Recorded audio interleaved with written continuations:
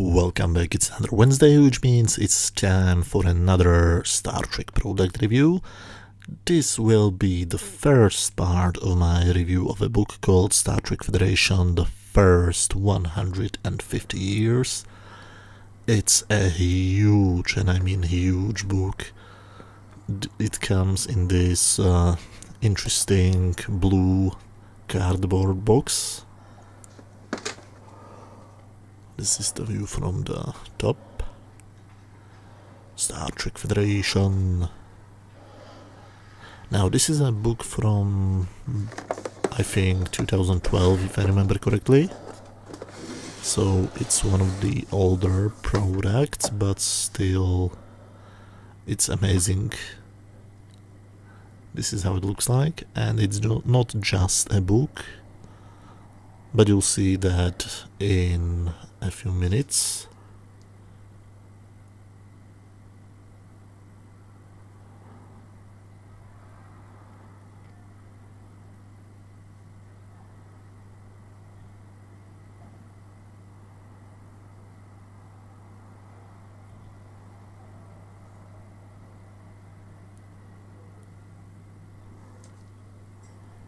It was written by David A. Goodman, who was a writer for Star Trek Enterprise seasons 2, 3 and 4, and of course Futurama and Family Guy, and it did cost $100. I'm not joking, it's really one of the most expensive Star Trek things I have in my collection.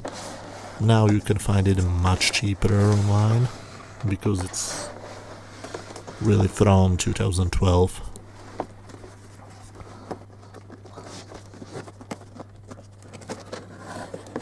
Okay, let's get this huge monster out of the box carefully, because it's very breakable. I actually keep it in the box because, as I said, it's much more than only a book. On this pedestal on the back side there is the battery compartment, trademark and copyright 2012 CBS Studios Incorporated, which means this is an official canon product.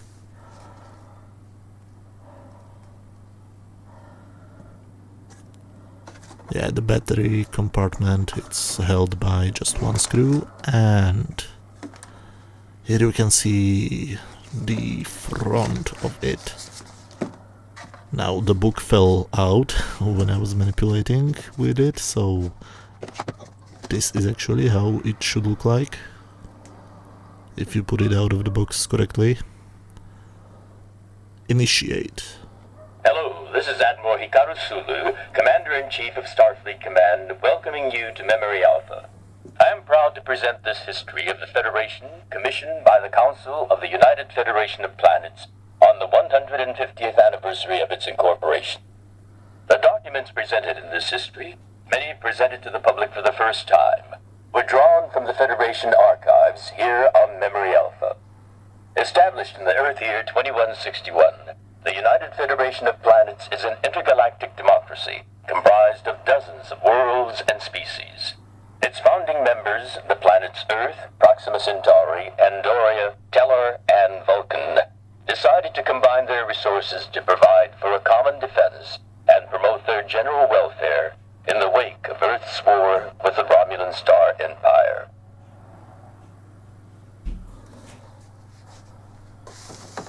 So that was a message from Admiral Sulu, and now let's take a closer look at the actual book. Let's take this thing away for a moment. Okay, this is the book,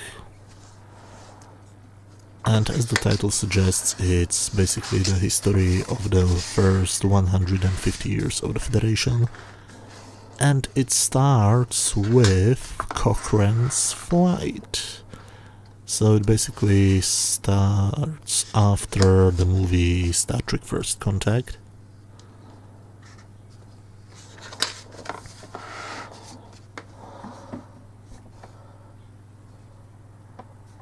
There are many wonderful paintings inside this book, and it's not written as a novel. It's actually basically a history book about things which never happened, of course.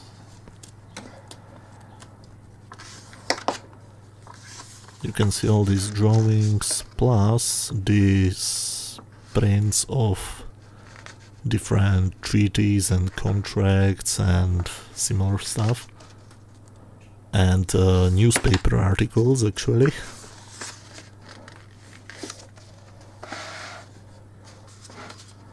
Genetic engineering of the human genome.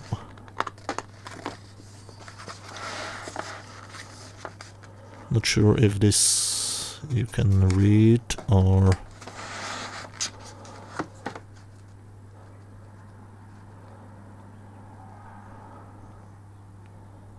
And by the way, no, I didn't write over it, that's part of the actual text, the handwriting.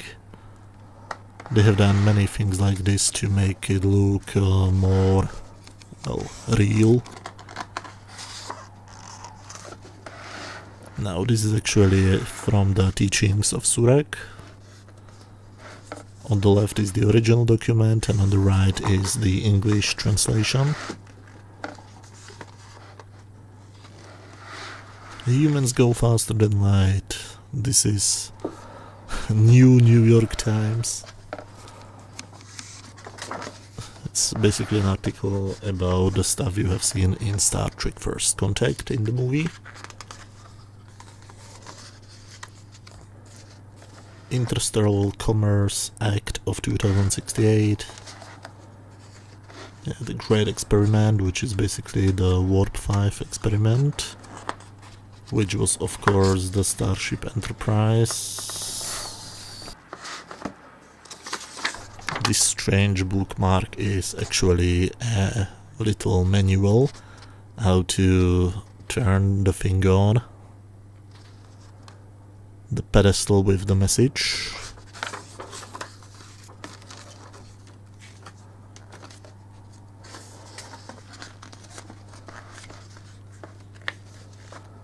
Warp 5, which is basically the main storyline of the first two seasons of Star Trek Enterprise. The Enterprise NX-01 was the first Warp 5 spaceship. Sorry, starship. Chapter 1, First Steps.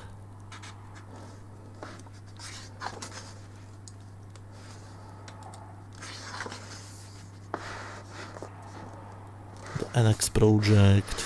This is the approved design of the Enterprise NX-01. Molecular transport experiment is a success. And now about Jonathan Archer, Subcommander to Paul. Report to Klingon High Council on Archer, translated from the Klingon.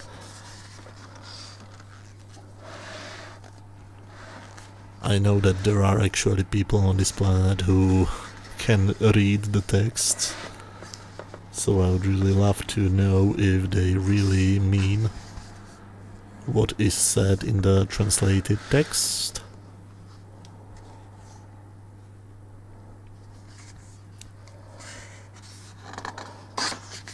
Excerpt from Zindi Diaspora children's book.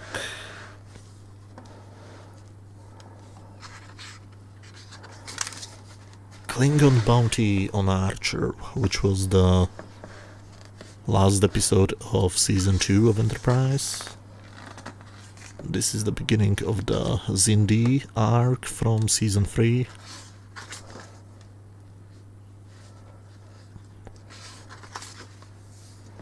Secret communique from Velas to Romulan Tal Shiar. Chapter 2, the Romulan War. Now this is...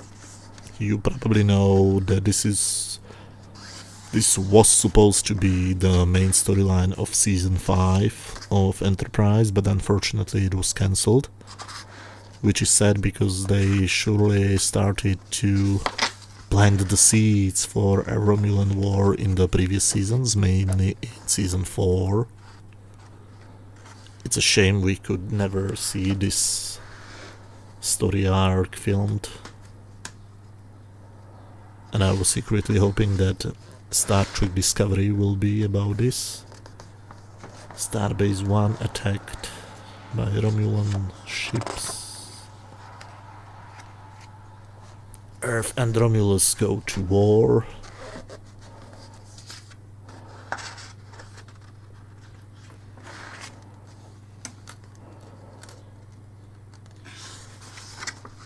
I love this poster. You may be talking to Romulan, because those of you who have watched my previous videos probably know that I was born and raised in communist Czechoslovakia, and I have seen a very similar poster in my father's office.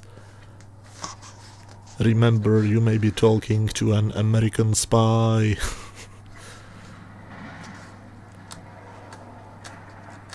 So yeah, and this would actually be fun really to see it filmed. The Romulan War, because according to the canon, humans have never seen Romulans, so that could be really interesting to have the possibility of secret spies living among humans.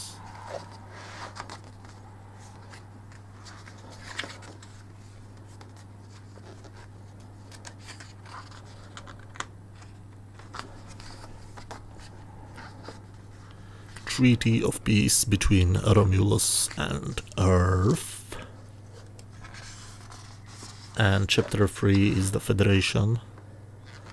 Ex Astris Scientia, or Scientia, I don't speak Latin, but this part is about the beginning of the Federation. And it takes place approximately 10 years after the TV show Enterprise, Articles of the Federation.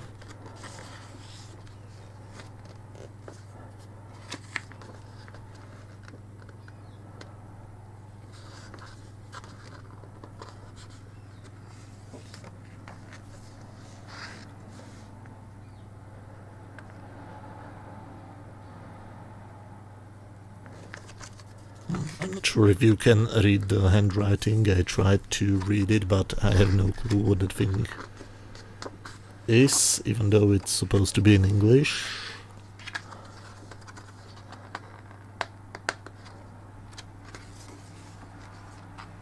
The Age of Exploration. So we are slowly getting to the era of the original series from 1960s.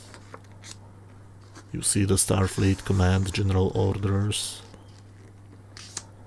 and the Constitution class, which was of course the Enterprise. Now we have here Richard Daystrom, Lawrence Marvick and Robert April. The face of course belonged to Gene Roddenberry in real life, and Robert April was the first canon captain of the USS Enterprise, NCC 1701. You can see there the official promotion of Robert April to captain, but I think this is the correct time to stop part 1. Next week I'm going to do part 2, which will include the rest of the book, plus a lot of goodies, because as I said, this is much more than a book. It also has a lot of little bonus materials. So thanks everybody for watching. If you like this video, hit that thumbs up button and feel free to watch any of the other videos on my channel and come back next week for part 2. Thanks again, bye.